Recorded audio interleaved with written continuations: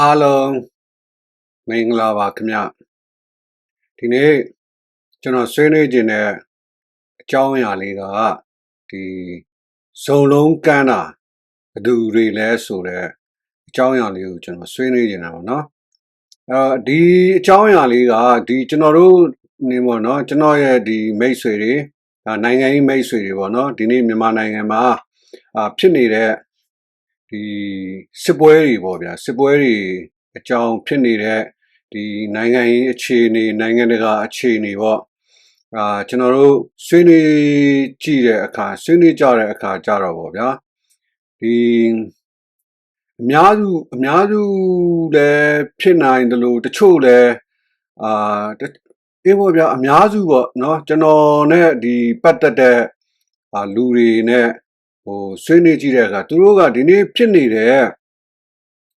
နိုင်ငံရေးပြဿနာဒီပဏိပခတွေကိုတဖြည်းဖြည်းချင်းသိရဗလားအေးစေးပဲဒီပြေလည်သွားမယ်ပေါ့နော်အဆင်ပြေသွားမယ်ဒီလိုပဲပြီးသွားမယ်လို့ယူဆထားကြတဲ့သူတွေကများတယ်ဗျတနည်းပြောရလို့ရှိရင်ဒီစစ်တပ်ကနေပြီးတော့ပေါ့ဗျာနောက်ဆုံးကြလို့ရှိရင်တော့အရင်လိုပဲအဆအရာကိုအစဉ်ပြေအောင်ကင်တွယ်ထိမ့်သိမ်းသွားနိုင်မယ်လို့သူတို့ကယူဆတယ်အဲ့တော့ကျွန်တော်ဒီပြီးခဲ့တဲ့2နှစ်ဟလာFacebook တွေ YouTube တွေ Social Media တွေဘာမှမသုံးဘဲနဲ့ဒီတိုင်းနေခဲ့တဲ့အချိန်မှာလည်းဒီမြန်မာနိုင်ငံမှာဒီလိုမျိုးဟလာတိုက်ပွဲတွေဖြစ်ပြီးတော့စစ်တပ်ကနေပြီးတော့နော်နယ်မြေတွေဆုံးရှုံးနော်လူတွေဆုံးရှုံးလက်နက်ရိတ်ခါတွေဆုံးရှုံးတဲ့နော်အားလုံးဝရုံသုံးကားဖြစ်နေတဲ့အချိန်မှာရောနော်အဲ့ဒီမတိုင်ခင်နေအချိန်မှာလဲဒီလိုပဲနော်ကျွန်တော်တို့ဆွေးနွေးရကကျွန်တော်ကသူတို့လိုမထင်သူတို့ရဲ့အမြင်နဲ့မတူဘူးပေါ့ဗျာဒီနေ့ဖြစ်နေတဲ့ပဏိပကတွေကအရင်လိုပုံစံမျိုးပဲဟုတ်လားအေးစေသူ့အန်သူချိန်ကာလတစ်ခုရောက်ရင်ပြီးသွားမယ်စစ်တပ်ကကျွန်တော်တို့အရင်ကဟုတ်လားလောက်ခဲ့တယ်လို့မျိုးပေါ့ဗျာ1962 1988เนาะအဲ့ဒီချိန်တုန်းကပုံစံတွေလိုမျိုးပဲအားလုံးဟာဒီအချိန်ကာလတစ်ခုရောက်လို့ရှိရင်ပြန်ပြီးတော့ထိမ့်သိမ်းသွားနိုင်မယ်ပုံမှန်ပြန်ဖြစ်သွားမယ်လို့မြင်တယ်လို့မျိုးကျွန်တော်ကမမြင်ဘူးเนาะအဲ့ဒီချိန်မှာသူတို့ကျွန်တော်ကဘာဥပမာပေးလဲဆိုတဲ့အခါကျတော့ဒီစစ်တပ်နဲ့ပတ်သက်ပြီးတော့မဟုတ်ဘူးငါတို့ဒီမြန်မာစစ်တပ်ကြီးကဆဒမ်ဟူစိန်ပေါ့နော်ဒီဆဒမ်ဟူစိန်လို့စစ်တပ်ကြီးနဲ့တူနေတယ်ဆိုပြီးတော့ကျွန်တော်ကသူတို့ကိုကျွန်တော်ဥပမာပေးခဲ့တယ်နော်ဥပမာပေးခဲ့တယ်အဲ့တော့ဒီနေ့ဒီဦးတန်းရွှေဒီမျိုးဆက်ပေါ့ဗျာနော်ဒီဘာလာနဲ့ဒီမင်းအွန်လိုင်းရဲ့ဒီစစ်တပ်ကြီးอ่ะနော်တကယ်ပဲဆဒမ်ဟူစိန်ဒီအာဆက်ဟုတ်လားဒီဂရာဖီတို့ရဲ့စစ်တပ်ကြီးနဲ့ကျွန်တော်တို့ကပုံစံတူဖြစ်နေတယ်နော်ဒီဆဒမ်ရဲ့တက်ကြီးကဘယ်လိုမျိုးလဲဆိုတဲ့အခါကျတော့နော်ကျွန်တော်တို့ဒီနေ့ဖြစ်နေတဲ့မင်းအွန်လိုင်းရဲ့စစ်တပ်လိုမျိုးပဲနော်ဆဒမ်ဟူစိန်ကဒီသူ့ရဲ့အတွင်းအပြင်ပေါ့ဗျာနော်ဒီရန်သူနှမျိုးကို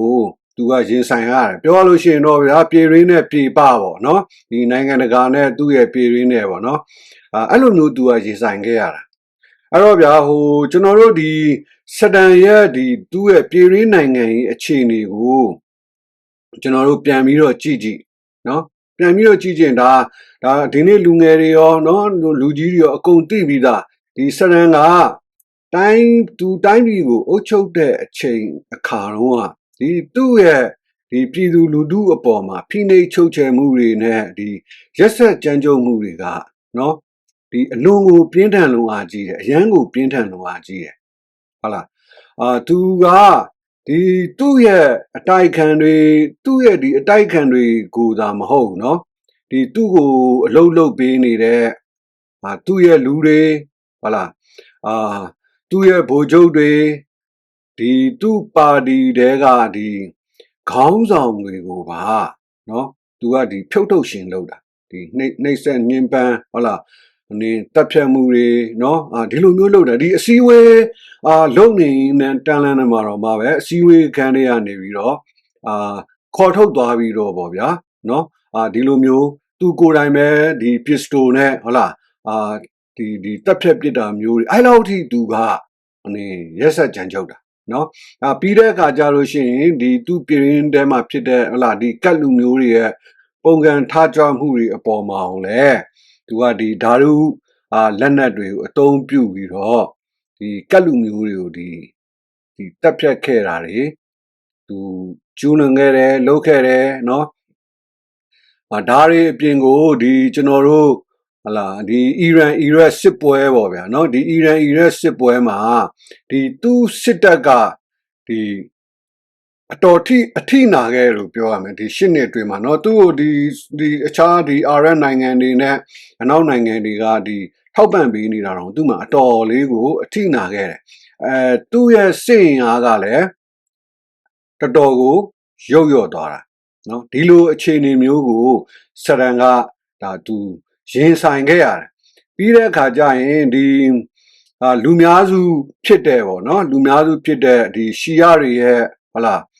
မကြေနပ်မှုတွေအပြင်ကိုသူ့ရဲ့စစ်တပ်ထဲမှာရှိတဲ့စစ်ဗိုလ်စစ်သားတွေရဲ့မကြေနပ်မှုတွေကလည်းဒူးနဲ့ဒဲနဲ့ပေါ့ဗျာနော်အားကောင်းတယ်လို့ပြောရမှာပေါ့သူ့ကိုပြောရလို့ရှိရင်ဒီနေ့မင်းအွန်လိုင်းကိုမြန်မာနိုင်ငံမှာရှိတဲ့ပြည်သူလူထုအများစု90ရာခိုင်နှုန်းမဟုတ်တော့များဗျာ80ရာခိုင်နှုန်းသောပြည်သူလူထုအများစုเนาะပြည်သူလူထုမပြောပါနဲ့သူစစ်တပ်ထဲကလူတွေဝန်ထမ်းတွေသူ့ကိုအတော်မုန်းတာဆဒမ်ဟူစိန်ကိုလည်းအဲ့လိုမျိုးပဲပြည်သူလူထုကအလွန်အမတန်မှယွန်ရှာမုန်းတီးခဲ့ဟုတ်တယ်နော်အဲ့တော့အဲ့ဒီအချိန်မှာသူကနောက်ထပ်အမှားကြီးတစ်ခုကိုသူထပ်ပြီးတော့သူကျူးလွန်တယ်ဟုတ်လားဒီအီရတ်စစ်ပွဲဖြစ်တော့သူ့အနောက်နိုင်ငံတွေနဲ့အာရပ်ကဘာတွေအမြောက်ပင်ထိုးကော်ပြီးတော့ဒါပေမဲ့ तू ကအဲ့လိုမျိုးကူဝိတ်ကိုကျူးကျော်တဲ့အခါကြလို့ရှိရင်သူ့အဲ့လိုမျိုးပဲခွင့်ပြုမယ်သဘောတူမယ်လို့ तू ကယူဆခဲ့တယ်နော်အဲ့တော့ तू ကူဝိတ်ကိုကျူးကျော်လိုက်တဲ့အခါကျတော့အားလုံးတည်ထားပြီးတဲ့အတိုင်းပဲဟုတ်လား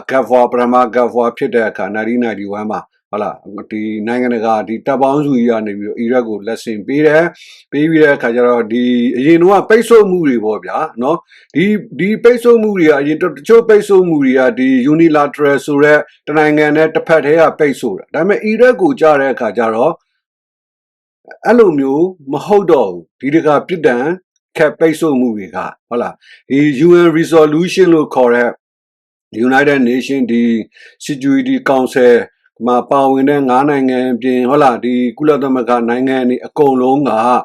ဒီသဘောတူချမှတ်တဲ့ပိတ်ဆို့ခြင်းကိုသူကခံခဲ့ရတယ်နော်အဲ့တော့ခံခဲ့ရတယ်ဆိုတဲ့အခါကျတော့သူ့စီကနေပြီးတော့ရေနံတွေကိုဘယ်နိုင်ငံကမှဝယ်လို့မရတော့နော်အဲ့တော့ဝယ်လို့မရတော့အဲ့တော့ဗျာအဲ့လိုမျိုးဝယ်လို့မရတဲ့အခါကျတော့ဘာဖြစ်လဲကျွန်တော်တို့ဒီအီရတ်ရဲ့ဒီငွေကြေးပေါ့နော်ဒီပင်လယ်ကွေ့စစ်ပွဲမဖြစ်ခင်ကဆိုလို့ရှိရင်US ဒေါ်လာကိုဒီအီရက်ကီငွေဒီ$3နဲ့$3ကျော်ပတ်ဝန်းကျင်ပေါ့နော်တော့ US ဒေါ်လာ IQ ဒီ$3ပတ်ဝန်းကျင်ရှိခဲ့ဟုတ်လားအဲ့တော့ဒီဒဏ်ကဲပိတ်ဆို့မှုတွေလုပ်လိုက်တဲ့အခါကျတော့ဒီပင်လယ်ကွေ့စစ်ပွဲပြီးရတဲ့အခါကျတော့ဒီ US ဒေါ်လာကိုနော်ဒီအီရတ်ငွေ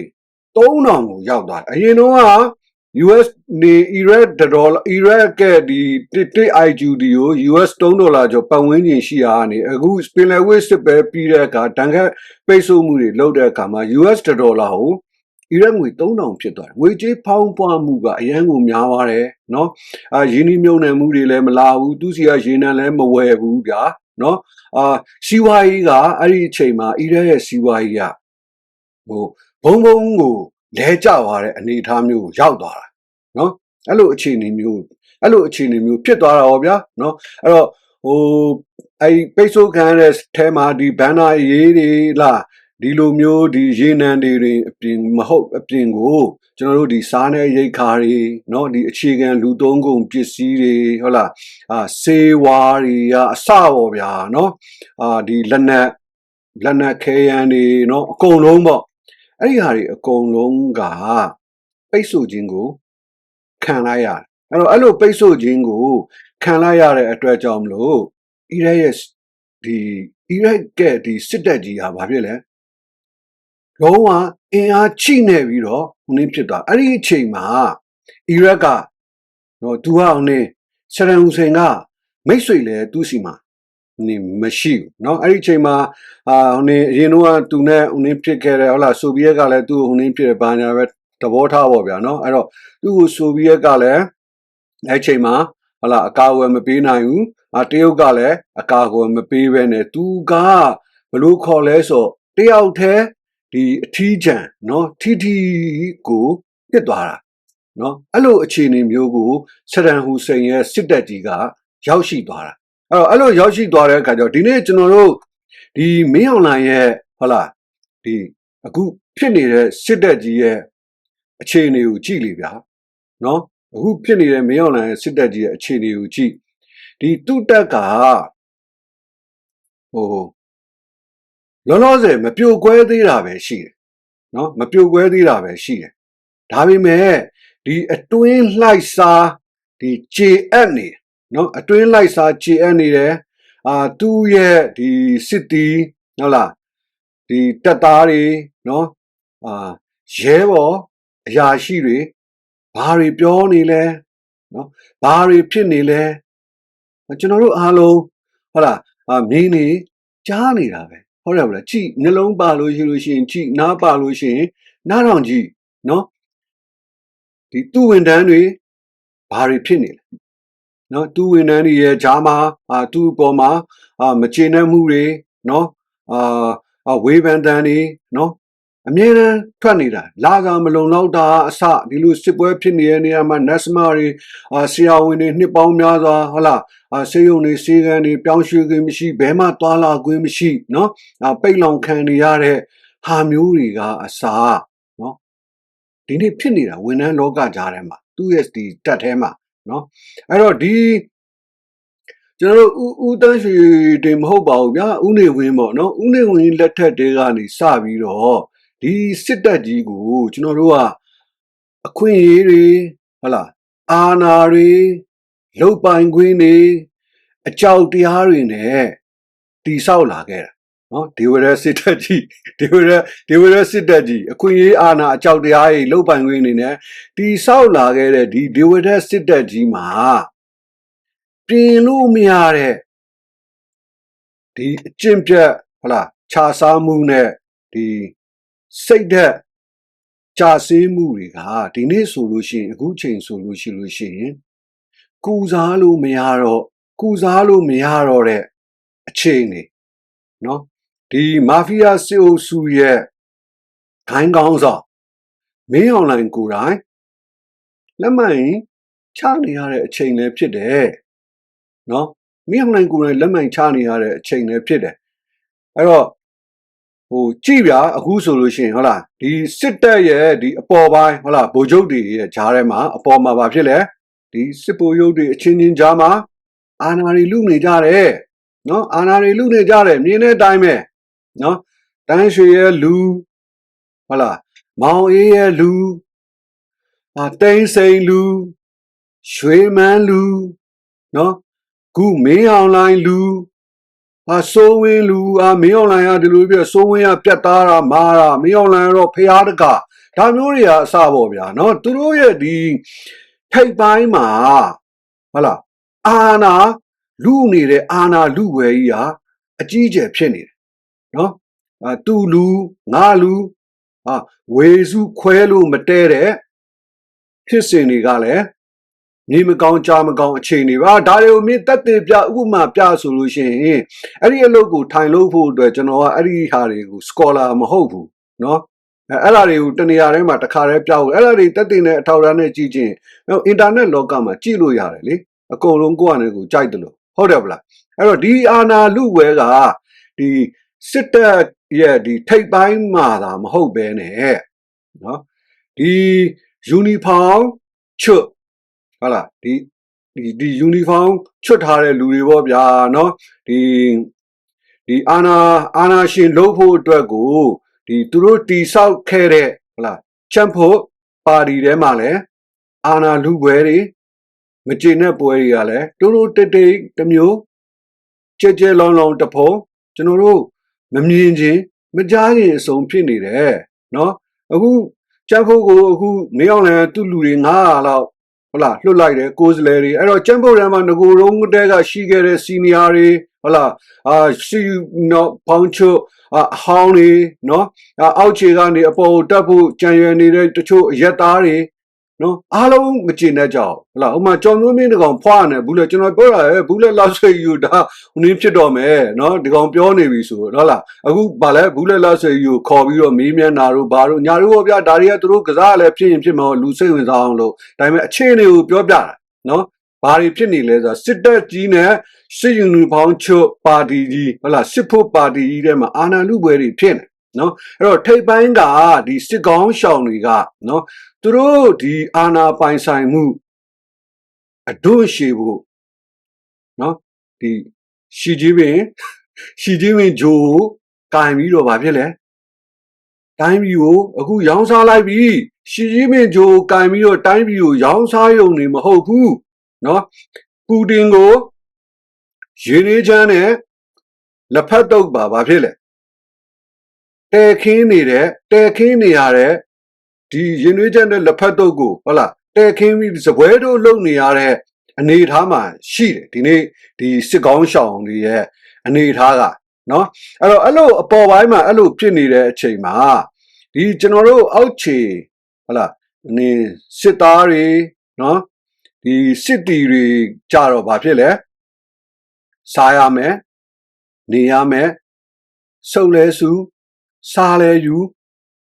ဘဝတွေကိုရောက်နေတာဘဝတွေကိုရောက်ဒါတွေမင်းတက်တဲ့ထောက်ထားပြဆိုလို့ရှိရင်မင်းတို့မြင်နေကြားနေတာပဲเนาะနှလုံးရှိတယ်နားနှလုံးရှိတယ်เนาะဒါကြောင့်မလို့ကျွန်တော်ကဇုံလုံးပိတ်နေတာဘယ်သူတွေလဲဆိုတော့ကျွန်တော်အခုပြောမှာเนาะအဲ့တော့စားလဲယူဖြစ်နေ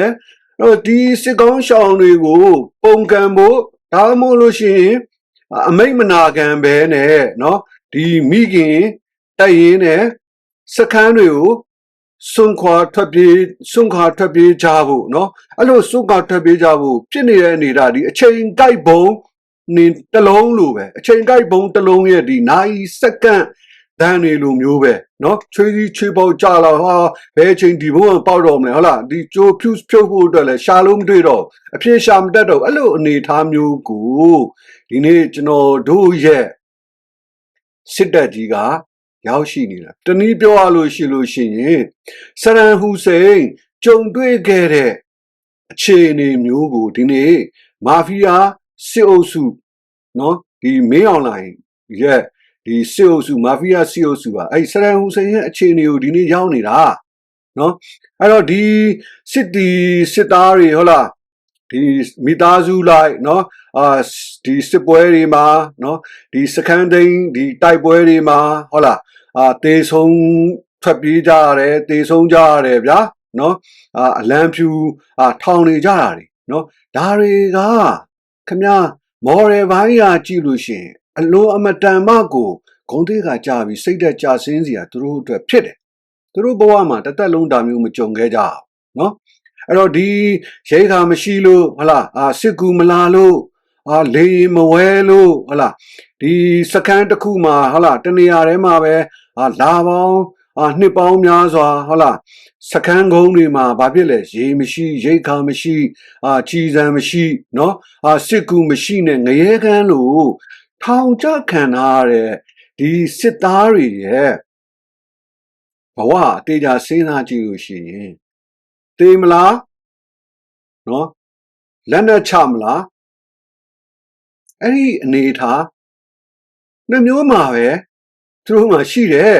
เนาะသူတို့ရဲ့ဒီစိတ်သက်ရေးရာအနေထားကိုမေးမြန်းဖို့တောင်မှပဲကျွန်တော်တို့ကမလိုတော့ဟုတ်လားအခုကဘာဖြစ်လဲတိုက်ပွဲမဖြစ်သေးဘူးလက်နဲ့ချဖို့ကအစင်သေးဖြစ်နေတဲ့အနေထားမှာဖြစ်တယ်အခုတကယ်ထားလိုက်ပါတော့ဗျာနောက်တော့မှကျွန်တော်အဲ့ဒါထပ်ပြီးတော့ပြောတော့เนาะအဲ့တော့ဒီတေသွားတယ်ပေါ့ဗျာเนาะဒီစစ်သားတွေနဲ့ နော်သူတို့ရဲ့ဒီမိသားစုတွေနော်ဒီလူတွေရဲ့ဟုတ်လားဒီရပိုင်ခွင့်တွေခံစားခွင့်တွေကိုဗျာဟုတ်လားမပေးဘူးနော်မပေးဘူးသူတို့ဟိုထွက်ပြေးသွားအမျိုးမျိုးပေါ့ဗျာအကြောင်းမျိုးမျိုးပြတာပေါ့နော်အကြောင်းမျိုးမျိုးပြပြီးတော့မပေးဘူးပေးတဲ့ဟာတွေကိုလည်းအောက်ကတရေးတွေဟိုလောက်နင်းနေခိုးကြတယ်ဗျာနော်ခိုးတယ်သူတို့လုတ်ပိုင်ခွင့်ရှိတယ်ဟိုနည်းမျိုးခိုးလို့ရတဲ့ကောင်တွေကလည်းခိုးကြတယ်တေဆုံးသွားကြတဲ့လူတွေအတွက်ဘာတာဝန်မှမယူဘာတာဝန်မှမယူနော်ဒါတွေကကျွန်တော်ပြောရမလို့နော်စစ်တပ်တွေကဝန်ထမ်းတွေကိုယ်တိုင်ပဲတက်ပြောတာအခုထောင်ထဲကိုရောက်သွားတဲ့ကိုစော်ဘောဟင်းတို့ကိုယ်တိုင်ပြောတာနော်အဲ့တော့ကြာဆုံးသွားတဲ့မိသားစုတွေကြံခဲ့တဲ့လူတွေရဲ့မိသားစုတွေဘာဖြစ်လဲလိုင်းငန်းတွေကနေမောင်းချတယ်နှင်းထုတ်တာတွေနော်ဒါတွေတက်ထဲမှာဖြစ်နေတဲ့ဒီတဲ့ဆိုးွားတဲ့အခြေအနေတွေတက်ထဲမှာဖြစ်နေဒါနောက်တန်းမှာနော်ရှေ့တန်းမှာဆိုဒီတဲ့ပို့ဆိုးတယ်နော်တက်ထဲမှာဒီအထက်အောက်မညီမျှတာတွေကလည်းခင်ဗျာဟိုဒုနဲ့ဒေးပဲဗျာဟို ice bag ပေါ့မိတော်ရင်တစ်ခုလို့ပောက်ကွဲတော့မယ်သိရပလားအဲ့လိုအခြေအနေဖြစ်နေအဲ့တော့ဒီဦးသန်းရွှေလက်ထက်မှာအခွင့်အရေးရဖို့ဒီဝင်ရောက်လာကြတဲ့ဒီစစ်ဗိုလ်တွေအကုန်လုံးကလည်းလောလောဆယ်အနေထားမှာဒီမာဖီးယားစစ်အုပ်စုခေါင်းဆောင်မင်းအောင်လှိုင်အတွက်နော်အခုလိုအရေးကြုံလာတဲ့အချိန်မှာနော်ခင်ဗျပြစ်လို့မရတဲ့ဂျန့်ခံနေတဲ့ဂျန့်ဖြစ်နေတဲ့တနက်တွေလိုဖြစ်နေပြီနော်အဲ့တော့ဆိုလိုရာကကျွန်တော်အခုပြောနေတာဒီစတန်ဟူစိန်ကြုံတွေ့ခဲ့ရတဲ့အခြေအနေမျိုးအခုဒီမင်းအောင်လှိုင်တက်ကြီးဟာဒီလိုအခြေအနေမျိုးအခုကြုံတွေ့နေရတာဒီကလိန်ကချစ်ကြပြီးတော့အာနာသိန်းနဲ့နော်အဲ့တော့အာနာသိန်းတဲ့အချိန်ကနေစပြီးတော့ဒီမင်းအောင်လှိုင်ဟာဘာဖြစ်လဲနိုင်ငံတကာရဲ့ပိတ်ဆို့မှုအမျိုးမျိုးခံရတာနော်နိုင်ငံတကာရဲ့ပိတ်ဆို့မှုအမျိုးမျိုးခံရတယ်တိုင်းပြည်ကိုတည်ငြိမ်အောင်မထိန်းသိမ်းနိုင်တဲ့အတွက်ကြောင့်မလို့အရေးပါတဲ့ကျွန်တော်တို့ဒီနေဆက်ကုံတွေလမ်းကြောင်းတွေဟုတ်လားနယ်မြေဆုံးရှုံးမှုတွေအများကြီးဖြစ်ခဲ့တယ်အဲ့လိုဖြစ်ခဲ့တယ်အဲ့လိုဖြစ်တယ်ဗောဗျာအဲ့လိုဖြစ်တဲ့အခါကျတော့ဒီနေဆက်ကုံတွေကိုမိခိုအားထားနေရတဲ့ကျွန်တော်တို့တိုင်းပြည်ပြည်သူတွေဟာဘာဖြစ်လဲဒုက္ခရောက်တာဗောကုန်စည်နှုန်းတွေကြီးတာဗောဟုတ်တယ်ဗလားနော်အဲ့တော့ဒီပြေပယင်းနှီးမြုပ်နှံမှုတွေကလည်းမလာတော့အားလုံးသိကြတဲ့အတိုင်းပဲနော်လေယာစိုက်ပျိုးမဲ့သူတွေမရှိတော့ဟုတ်လားလူငယ်တွေအကုန်လုံးဘာဖြစ်လဲပြေပကိုထွက်ပြေးကြတယ်အခုစစ်မှုတန်းခေါ်တဲ့အမက်စင်စက်ခွန်ရှိပြီနော်လူငယ်တွေဟိုပါဝါလူတော်တော်များလဲနော်ဟိုတေကြပြီဆိုတော့လူတွေရဲ့အရင်းမြစ်တွေလဲကုန်ရောဗျာပြောရမယ်ဆိုလို့ရှိရင်နော်အဲ့တော့လေယာစိုက်ပျိုးမဲ့လူတွေလည်းမရှိတော့ဘူးပြီးတဲ့အခါကျရင်ဒီမင်းအောင်လှိုင်ရဲ့ဝင်ငွေကိုနော်နင်းဘလို့ခေါ်မလဲစီးပွားရေးလုပ်ငန်းလည်းမရှိဘူးနေဆက်ကုန်တယ်ကြီးလည်းမရှိဘူးလေယာစိုက်ပျိုးရေးလုပ်ငန်းတွေလည်းမရှိဘူးဆိုတဲ့အခါကျတော့မင်းအောင်လှိုင်ဝင်ငွေဒီဝင်လန်းတွေကနော်ဟိုပျောက်ဆုံးသွားပြီနော်သူကရန်နေရသူ့မှာကျွန်တော်တို့တိုင်းပြည်ပုဂ္ဂလိကစီးပွားရေးလုပ်ငန်းအားကောင်းတဲ့တိုင်းပြည်မဟုတ်ကုမ္ပဏီတွေအားကောင်းတဲ့တိုင်းဝန်ထမ်းတွေအများစုဝန်ထမ်းတွေကိုပေးနေရတယ်စစ်ပွဲက9နှစ်ရှိပြီအဲ့အတွက်ကိုဟုတ်လားကုန်ချတဲ့ငွေတွေဟုတ်လားပိတ်ဆို့ခံထားရတဲ့အတွက်ကြောင့်မလို့နော်ဟိုနင်းဖြစ်နေတဲ့ဟာတွေငွေကြီးမခိုင်မာတာတွေနော်ပြီးရင်အခုဆိုလို့ရှိရင်တိုင်းပြည်မှာဘာရှိလဲရင်းနှီးမြှုပ်နှံမှုတွေမလာတော့ဘူးခီးသွွားလုပ်ငန်းတွေမရှိတဲ့အခါကျတော့စောက်လို့ရေးလုပ်ငန်းတွေလည်းကျွန်တော်တို့မရှိတော့ဟုတ်လားဒီလေယာလုပ်ငန်းတွေပျက်စီးသွားပြီနော်ခီးသွွားလုပ်ငန်းတွေမရှိတော့ဘူးဟုတ်တယ်နော်ကျွန်တော်ဆိုလို့တာအားလုံးအမြင်ပဲကျွန်တော်လည်းကိုယ်တိုင်ရောက်ခဲ့တယ်အရင်တော့ဟိုနေဟိုတယ်မှာ reservation လုပ်ဖို့အတွက်တောင်မှပဲအခန်းလွတ်တွေမရှိတာဗျာကျွန်တော်ရောက်တဲ့အချိန်မှာခင်ဗျာကျွန်တော်အင်းလေးကိုရောက်သွားတယ်ဒီလားဟိုတယ်ကြီးတခုအကြီးရွယ်ဗျာအပြန်စားကြီးကျွန်တော်တို့ဟိုနေမဲ့ရှိတယ်တယောက်ပဲနေမဲ့ရှိတယ်ငါတဲမဲ့သူဆိုလို့ကျွန်တော်တို့ပဲရှိတယ်ဘယ်သူမှမရှိဘူးเนาะအဲ့တော့ဒီဟိုတယ်တွေဆိုလို့ရှိရင်လည်းဂျုံကြအရှုံးပေါ်နေတာအရှုံးပေါ်နေတာเนาะတထေးတွေဆိုလို့ရှိရင်လည်းတိုင်းပြည်ကနေပြီးတော့အကုန်လုံးဘာဖြစ်လဲထွက်ပြေးသွားကြပြီထွက်ခွာသွားကြပြီတထေးဆိုလို့သူတို့နဲ့ သူနဲ့ပတ်သက်တဲ့နေတထေးလောက်ပဲရှိတော့ဗျာနော်အလုံသမားတွေဆိုလို့ရှိရင်လည်းတိုင်းပြည်မှာအလုံးလုံးဖို့လူတွေမရှိတော့တိုင်းပြည်မှာပြောလို့ရှိရင်တောင်းစားမဲ့လူတွေပဲရှိတော့ဗျာတချို့ပြည်ရင်းတွေကဘောပိတ်တွေကတိလားပြေပါလူတွေကိုဘယ်ကနေပတ်စံနိုင်ငံရေးရသူတို့ကျွန်တော်ကြည့်လိုက်တော့တိလားလုံနေတာဘာစီးပွားရေးလုပ်ငန်းတွေတော့မသိဘူးဒီနိုင်ငံရေးလုပ်တာရွှေဆွဲကြိုးလေးတွေရွှေကောက်လက်ကောက်လေးတွေကျွန်တော်တို့စီမှာတွေ့လာထားပါတော့ဒါတွေကတိလားအဲ့တော့ဗျာဆိုလိုချင်တာတိုင်းပြည်ရဲ့စီးပွားရေးက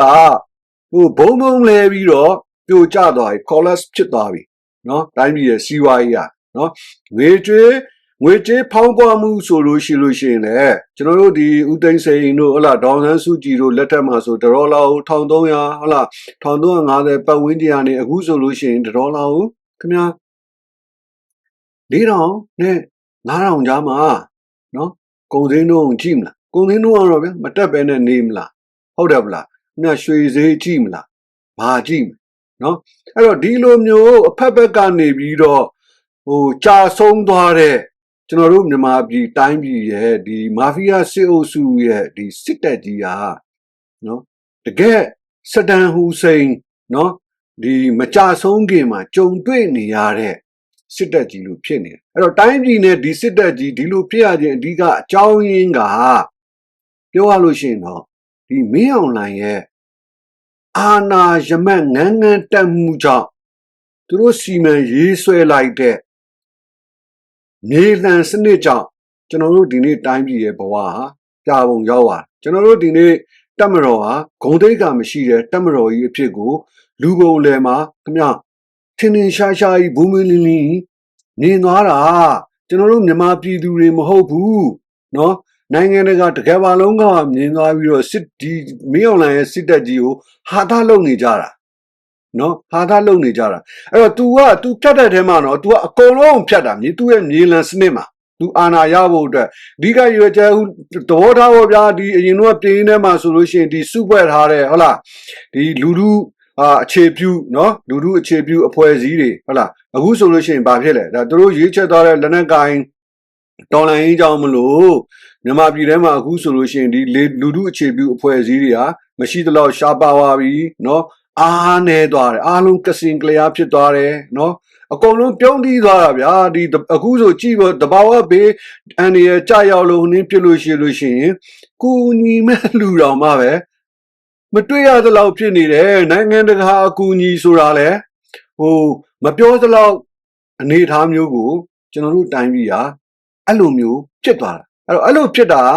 ဘယ်သူကြောင့်မှမဟုတ်ဘူးမင်းအောင်လှိုင်ရဲ့ဘရင်ယူတဲ့အာနာယမက်ငန်းတက်မှုကြောင့်ဖြစ်လာတဲ့နောက်ဆက်တွဲမြေလံစနစ်ကြောင့်ဖြစ်ရတာနော်အဲ့တော့ဗျာတိုင်းပြည်မှာတစ်ချိန်ကဒီစစ်ကောင်းရှောင်တွေဒီသူတို့မက်ခဲ့တဲ့အိမ်မက်ရှိတယ်1988မှာပြည်လူထုကဆန္ဒကြီးပြတဲ့ရွေးကောက်ပွဲမှာလည်းဒါကြတဲ့ NLD ကိုပဲမဲပေးဟိုနည်းဖြစ်တယ်သူတို့တွေကသိရပါလားသူတို့ရနှင်းဝပြနှိပ်စက်နှင်းပန်းအဲ့လိုဖိနှိပ်ချုပ်ကျဲလူတွေထောင်ထဲထက်တက်ပြက်လုပ်တဲ့အခါကျတော့လူတွေကတိုင်းပြည်တွေကနေပြီးတော့ထွက်ပြေးကြအဲ့တော့သူတို့ကဘာပြောလဲဆိုတော့ဟေးငါတို့တိုင်းပြည်မှာသိရပါလားမင်းတို့ဘယ်သူမှမရှိနေမီးမလင်းတဲ့ဓမီတိုင်းနဲ့ဈေးခွေးတွေပဲကြံရငါတို့အဲ့မီးမလင်းတဲ့ဓမီတိုင်းနဲ့ဈေးခွေးတွေကိုပဲအုပ်ချုပ်ပြီးတော့နေမယ်လို့ပြောခဲ့တယ်သူတို့မက်ခဲ့တဲ့အိမ်မက်ကိုဒီနေ့ဘာလာနဲ့မင်းအောင်လှိုင်ကအကောင့်တွေပေါ်လိုက်တာပဲသူဒီမာဖီးယားဂိုင်းကောင်းစား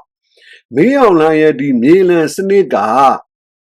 ကျွန်တော်တို့ရဲ့တိုင်းပြည်ကိုဗျာပြောရလို့ရှိရင်အနာဂတ်မှာနော်နလန်ထူအောင်လှုပ်ယူဖို့တောင်မလွယ်တော့တဲ့အခြေအနေမျိုးရောက်အောင်အတွက်ကိုမင်းအောင်လှိုင်ကတကယ်ကိုရုပ်မှာကောက်ချစ်တာပြောလို့ရှိရင် covert operation ပေါ့ဗျာမြေလံစနစ်ပေါ့အကုန်လုံးကိုသူရှင်းတာကျွန်တော်ပြောခဲ့ပါတယ်ရင်တော့မင်းအောင်လှိုင်ခဲတလုံးဆိုဟုတ်လားဒါအခုကဒါထပ်ပြီးတော့ပြောတာမင်းအောင်လှိုင်ခဲတလုံးဆိုတာဒါမင်းအောင်လှိုင်မြေလံစနစ်ပဲတိုင်းပြည်ကိုမြေလံပြီးတော့ဖြတ်တာမင်းအောင်လှိုင်နော်အဲ့တော့ဗျာဒါဆိုလို့ရှိရင်ဟုတ်လားဒီလိုအခြေအနေအကြောင်းတရားတွေကိုမမြင်နိုင်ဟုတ်လားမကြားနိုင်ဒီတစ်ဖက်ပိတ်ယုံနေမဟုတ်ဘဲနဲ့နော် ဇုံလုံးပိတ်နေသူတွေကဘသူတွေလဲနော်ကျွန်တော်တို့ဆိုဗျာအရင်တော့ဟုတ်လားအနီတို့ပြောတယ်ဒီကောင်နေနီပိန်းနေပေါ့နီပိတ်တွေပေါ့နော်အခုလဲဘောပိတ်တွေအဲ့တော့ဘောပိတ်ထတက်ကိုစိုးရတဲ့ဇုံလုံးပိတ်နေတဲ့လူတွေရှိတယ်ဇုံလုံးပိတ်နေတဲ့သူတွေကဘသူတွေလဲဆိုတာကဲကျွန်တော်တို့အခုခြေရာခံကြည့်အောင်ဗျာနော်ခြေရာခံလိုက်အောင်အဲ့တော့ဒီကျွန်တော်တို့မြန်မာပြည်သူလူထုရဲ့နော်သဘောထားပေါ့စစ်တပ်အုပ်ချုပ်တာကို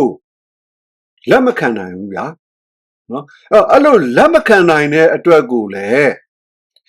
ဆယ်စုနှစ်ပေါင်းများစွာပြည်သူလူထုကသူတို့ရဲ့ဘဝတွေအသက်တွေကိုပေးပြီးတော့နော်ဒီစစ်အာဏာရှင်စနစ်ကိုအလိုမရှိပါဘူးလို့ဆယ်စုနှစ်ပေါင်းများစွာရတဲ့နီလန်းနဲ့မြန်မာနိုင်ငံမှာစစ်အာဏာရှင်စနစ်အမြင့်မတွယ်ဖို့သက်ဆိုးမရှိဘူးအတွက်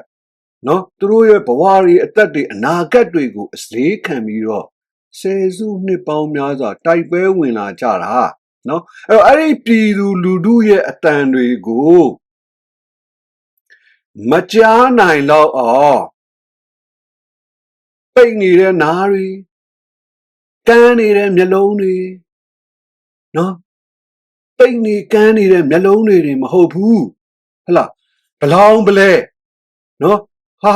ခဏဒီစစ်ကောင်းရှောင်းတွေလောက်ခမဘလောင်ပလဲစကားပြောတတ်တဲ့လူခမမရှိဘူးနော်ဟိုဘလောင်ပလဲပြောတာတချို့တွေကမြန်မာရေးဆိုအလွယ်တကူဟိုနေမိမရှာလားမိမဆိုကျွန်တော်အဲ့လိုမျိုးမိမလိုမိမရင်းနဲ့အဲ့လိုမျိုးမစားဘလောင်ပလဲလောက်တာမိမမှယောက်ျားမှမဟုတ်ဘူးနော်ဒီစစ်ကောင်းရှောင်းတွေကဘလောင်ပလဲအမျိုးမျိုးလုပ်ပြီးတော့နိုင်ငံရေးလောကမှာသူတို့အာဏာတည်မြဲဖို့အတွက်ကိုအရှက်မရှိကလင်ကကြစ်တွေလုပ်ခဲ့ကြတာကလင်ကကြစ်တွေလုပ်ခဲ့ကြတာအမျိုးမျိုးနှစ်ပေါင်းများစွာဆယ်စုနှစ်ပေါင်းများစွာအဲ့တော့ဒီရှာပါ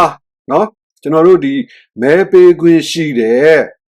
ရွေးကောက်ပွဲတွေတိုင်းမှာပေါ့ဗျာနော်ဟိုလွတ်လပ်ပြီးတရားမျှတတဲ့ရွေးကောက်ပွဲကိုပြောတာမဟုတ်ပြောတာနော်ပြောလွတ်လပ်ပြီးတရားမျှတတဲ့ရွေးကောက်ပွဲကိုပြောတာနော်1984ကဟိုကျင်းပခဲ့တဲ့ဟိုရွေးကောက်ပွဲမျိုးကိုကျွန်တော်တို့ကပြောတာမဟုတ်နော်အဲ့တော့ပြည်သူလူထုက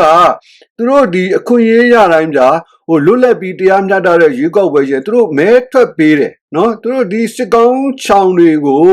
သူတို့အလိုမရှိဘူးဆိုတာကိုသူတို့နော်သူတို့ကိုယ်တိုင်မဲထွက်ပေးပြီးတော့သူတို့ရှင်းရှင်းလင်းလင်းသူတို့အတန်တွေကိုသူတို့ဖော်ထုတ်တယ်သူတို့စံနာတွေကိုသူတို့ဖော်ထုတ်ခဲ့တာပဲဒါပေမဲ့သူတို့အဲ့လိုမဲပေးလိုက်တိုင်းသူတို့စံနာတွေသူတို့အတန်တွေကိုလူသိရှင်ကြားကဘာသိအောင်ဖော်ထုတ်လိုက်တိုင်းမှာကျွန်တော်တို့တိုင်းပြည်ဟာအာနာသိမ်းခံရခြင်းတွေနဲ့ပဲဆုံးသက်တယ်ဒါတွေကတက်တဲ့နဲ့အထောက်ထားကိုပြပါလို့မေးနေတဲ့နိုင်ငံရေးသမားတွေနော်စဉ်းစားကျွန်တော်တို့တိုင်းပြည်မှာဇုံလုံးပိတ်နေတာဘယ်သူတွေလဲဇုံလုံးပိတ်နေတာဘယ်သူတွေလဲဆိုတာကိုစဉ်းစားကြနော်အဲ့တော့ဟိုပထမဆုံးဇုံလုံးပိတ်တဲ့သူကတော့ဗျာ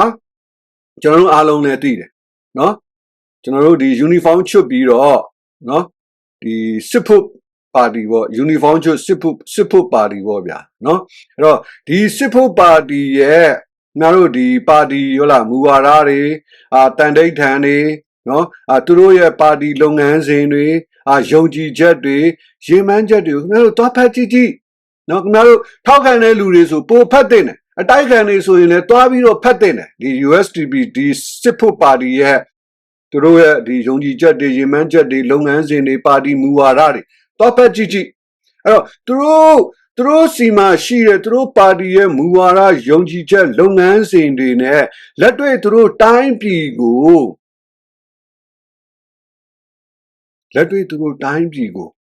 အုပ်ချုပ်ခဲ့တဲ့ဦးနေဝင်းက26နှစ်ဦးတန်းရွှေဦးစောမောင်လက်ထက်1988ကနေစနော်ဦးတန်းရွှေစစ်တပ်အုပ်ချုပ်26နှစ်ဆိုအခုဆိုနှစ်90ပေါ့ဗျာနော်အဲ့နှစ်90လောက်အချိန်မှာခုချိန်ထိဘာဖြစ်လဲသူတို့ပြည်သူလူထုကိုမစည်းရုံးနိုင်ဘူးပြည်သူလူထုအများစုကိုမစည်းရုံးနိုင်ဘူးဟုတ်လားပြည်သူလူထုတွေကဟုတ်လား ဒေါ်ဆန်းစုကြည်ကိုချစ်တယ်လို့မျိုးပြည်သူလူထုတွေမင်းအောင်လှိုင်ကိုချစ်လို့မရဘူးဦးသိန်းစိန်ကိုချစ်လို့မရဘူးနော်အဲ့တော့ဆိုလိုတာကဒီပြည်သူလူထုကိုပြည်သူလူထုရဲ့ထောက်ခံမှုကိုခုချိန်ထိသူတို့မရနိုင်ဘူးဒါအားလုံးအမြင်ပဲမရနိုင်တဲ့အတွက်ကြောင့်လည်းအခုလိုလက်နက်နဲ့အာဏာသိမ်းတာပဲနော်အဲ့တော့မရနိုင်တဲ့ပြင်ကိုဒီပြည်သူလူထုအများစုဘာဖြစ်လဲထောက်ခံတဲ့ပါတီကို NLD ကိုအခုချိန်ထိဟုတ်လားအဖြတ်အမောင်းလုပ်ငန်းတွေအဖြတ်အမောင်းလုပ်ငန်းမျိုးစုံနဲ့တိုက်ခိုက်နေတဲ့ပါတီလည်းဖြစ်တယ်နော်အဲ့တော့ဒီဟိုဗျာပြည်သူလူထုနော်အများစုထောက်ခံမှုရထားတဲ့ဒီပါတီကြီးရဲ့နောက်လိုက်တွေ NLD ပြောဆိုရဗျာ NLD ပါတီပေါ့ဟုတ်လားဒီ NLD ပါတီရဲ့နောက်လိုက်တွေထောက်ခံသူတွေနော်ဒီလူတွေကိုတစ်ဖက်ပိတ်ဟုတ်လားအစွန်းရောက်အကြမ်းဖက်သမားတွေအဖြစ်ဆွဆွဲနေတဲ့ပါတီနော်အဲ့တော့ဒီပါတီရဗျာဒီပါတီရဲ့ဒီခေါင်းဆောင်ဥခင်နော်ဥခင်ဆိုဘာပြောလဲသူ့ရဲ့အနေနဲ့မှာကျွန်တော်တို့တိုင်းပြည်မှာဟုတ်လားငါနဲ့မတူဘာဖြစ်လဲငါရန်သူနော်အမြင်မတူတဲ့ငါသူဖြစ်တိုင်းလုံနေလို့မရဘူးဘာနော်တစ်ဖက်ဟို NLD ကလူတွေကပဲဒါမျိုးလုံနေတယ်ပြောတယ်ကျွန်တော်တခုပြောမယ်နော်ကျွန်တော်တို့2020ရွေးကောက်ပွဲမစခင်မှာကြံ့ခိုင်ကလုပ်ခဲ့တာတခုရှိတယ်ကျွန်တော်လည်းအဲ့ဒါကျွန်တော်ပြောဦးနေဖြစ်ဘူးနော်မြတ်တီရှပ်တွေနဲ့ကြံ့ခိုင်ပါတီကဘာပြောခဲ့လဲအဲ့ဒီအချိန်မှာတော့မင်းတို့ထမင်းဝအောင်စားရကြဆိုတာအဲ့ဒါဘာစကားလဲဗျနော်အဲ့တော့ပြည်သူလူထုအများစုကိုမင်းတို့ထမင်းဝအောင်စားရကြလို့ချင်းချောက်တဲ့ပါတီကြီးကပြည်သူလူထုအများစုကိုငါနဲ့အမြင်မတူငါရန်သူအဖြစ်လုပ်နေတဲ့လူတွေလို့ဆွဆွဲတယ်ဆိုတာကဟုတ်လားဒီလိုပြည်သူလူထုအများစုပြဟုတ်လားဒီမိုကရေစီတက်ကြွ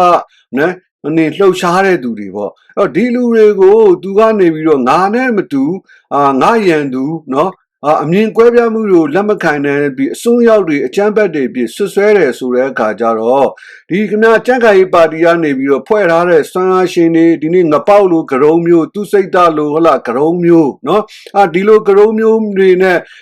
လူမျိုးရေးနော်ပဏိပခတွေအဒီဂယုံတွေဖြစ်အောင်နော်ဒါမျိုးတွေဖန်တီးနေတဲ့ပါတီကြီးကပြည်သူလူထုကိုထမင်းဝအောင်စားထားလို့ချိန်မောင်းတဲ့ပါတီကြီးကဗျာ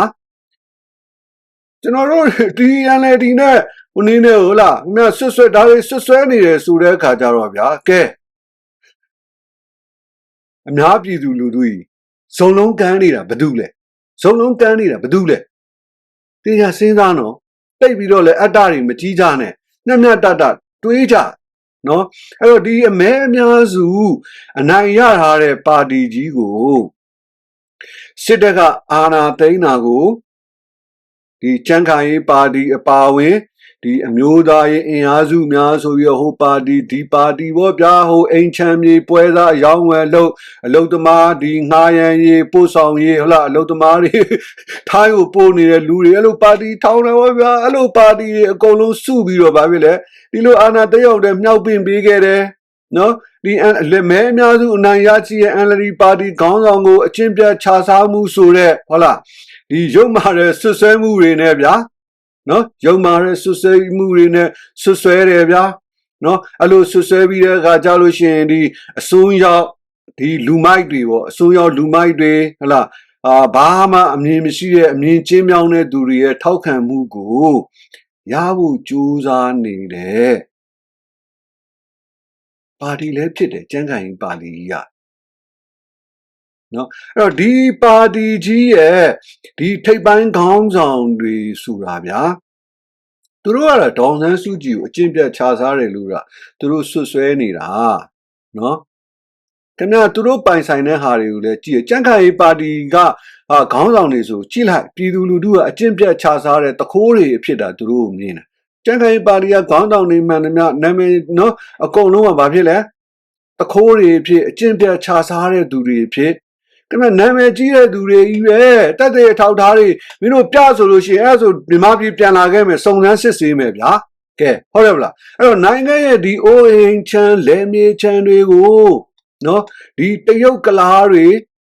လက်ထဲကိုရောင်းစားနေတဲ့အဓိကလက်တဲ့တရားခံပါတီကြီးကလည်းဘာဖြစ်လဲဒီစစ်ဖို့ပါတီကြီးပဲစစ်ဖို့ပါတီကြီးပဲဒီကြားဖြန့်လုပ်ငန်းတွေဘာတွေနဲ့ပတ်သက်နေတာကလည်းဒီလက်ရှိတာဝန်ယူထားတဲ့စစ်ဖို့ရုပ်တွေမဟုတ်ဘူးကြံ့ဖို့ပါတီတွေကဒီယူနီဖောင်းဝတ်ထားတဲ့စစ်ဖို့တွေလည်းပါတယ်သူတို့လုပ်နေတာနော်အဲ့တော့ဒီဒို့တာဝန်အရေးသုံးပါးကိုဘာဖြစ်လဲ